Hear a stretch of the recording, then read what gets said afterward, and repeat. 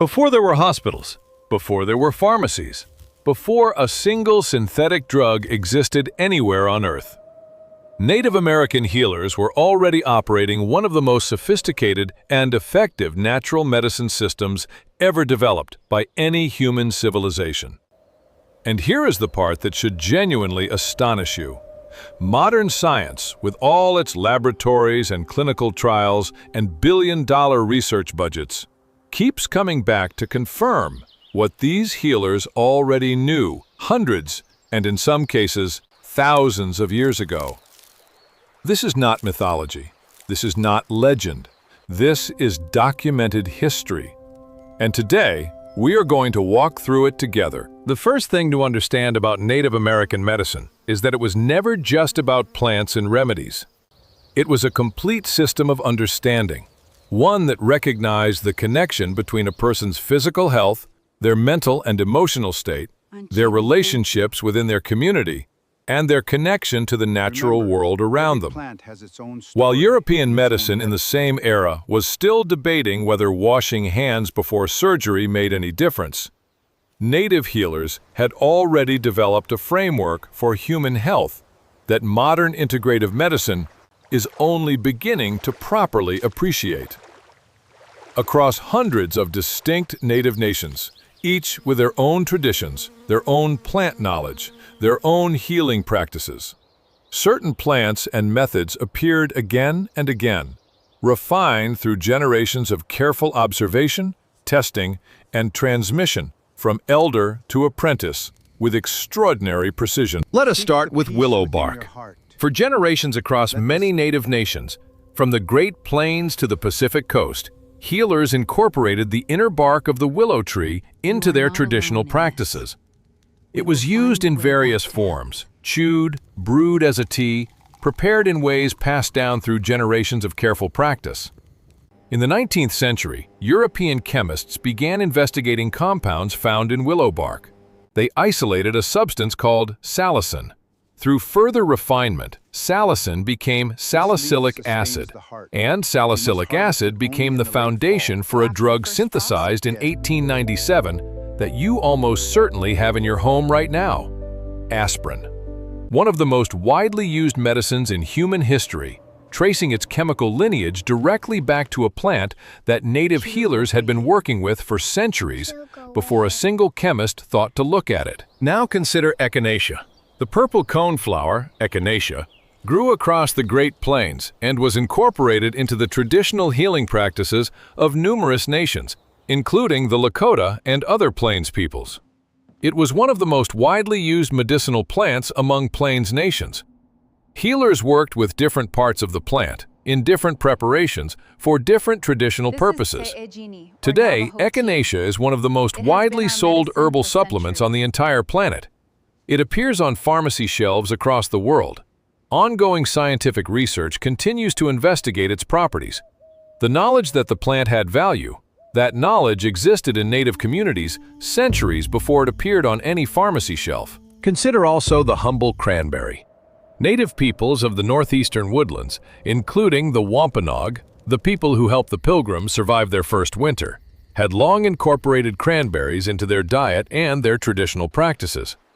Modern nutritional science has identified compounds in cranberries that have generated significant research interest regarding urinary tract health. What native peoples had observed through generations of practical experience, researchers are now examining through the lens of modern biochemistry. Or consider the use of specific plant-based compounds for wound care, traditional practices involving plants like yarrow, which has genuine antiseptic properties now documented in laboratory settings. Or the use of certain pine preparations that researchers have found to contain compounds with antioxidant properties. Or the traditional knowledge of specific plants that modern ethnobotanists, scientists who study the relationship between human cultures and plants, travel to native communities specifically to document before that knowledge is lost. But here is where I want to slow down and say something important.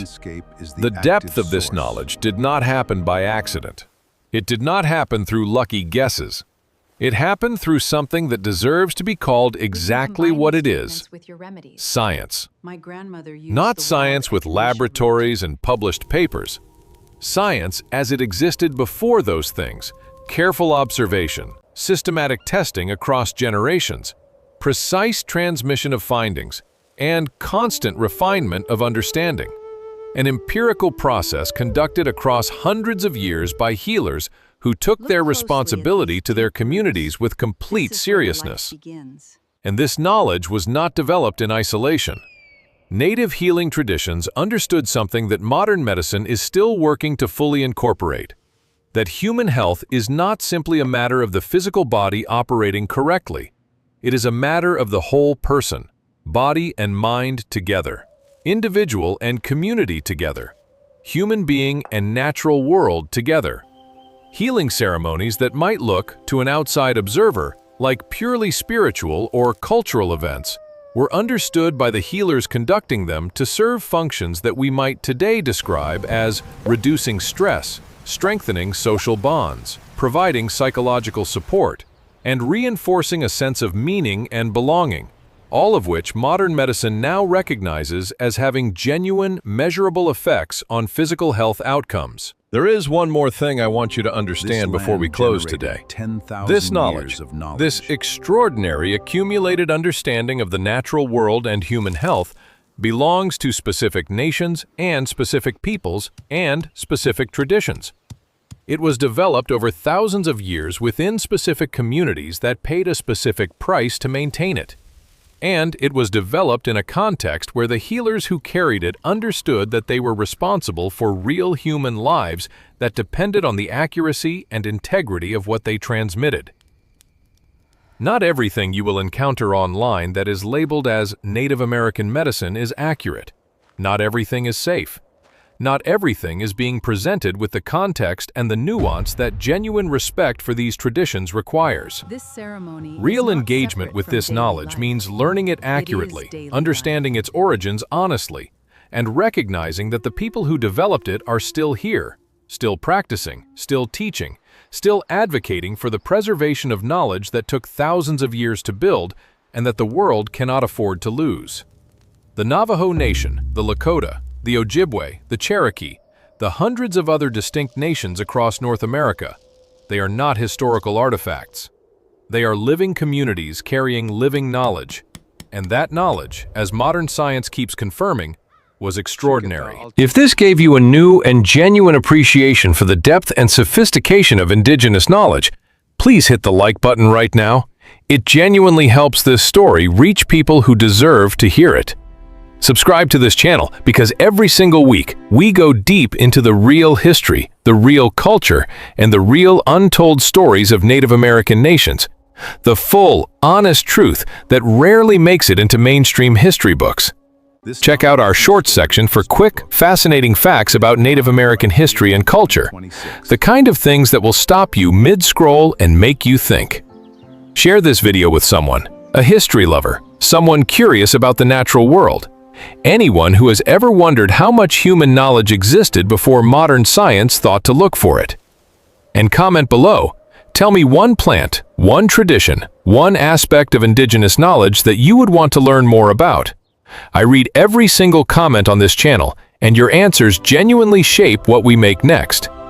Until next time, remember that the oldest knowledge is sometimes the most profound, and walk in honor. Alchini ya ate abini.